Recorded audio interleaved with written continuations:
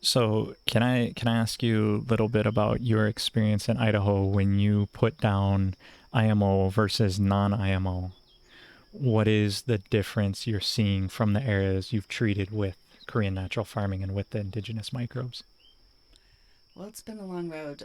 So I've been mostly focusing on infrastructure and weed suppression.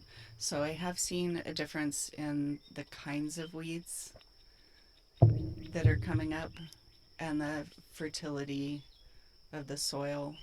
So it's still pretty, it's a new farm to me. Mm-hmm. So really been focusing on infrastructure and soil the past 2 years. And so this year I'm planting really heavily and going to apply more applications. I've mostly been applying it to the potatoes and in the orchard.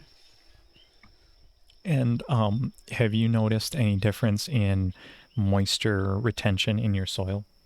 Yeah, for sure.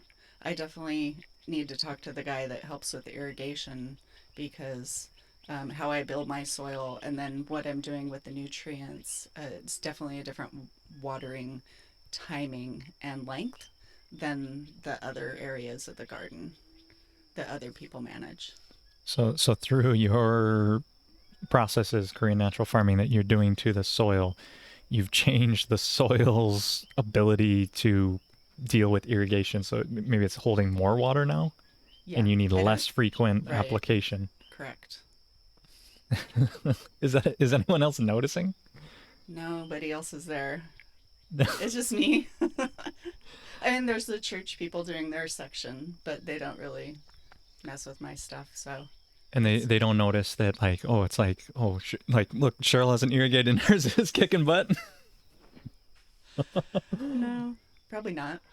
Okay, okay, okay. You'll it'll get there one day when Yeah, you don't have to do any irrigation. You're like, I don't have to irrigate. All these guys are still running that's what I'm irrigation, and you're building like, towards. hey, Yeah, that's a lot of my doing the hugel mounds and different soil building and regenerative techniques to ensure that I don't need as much water year after year after year. so okay. So there's a question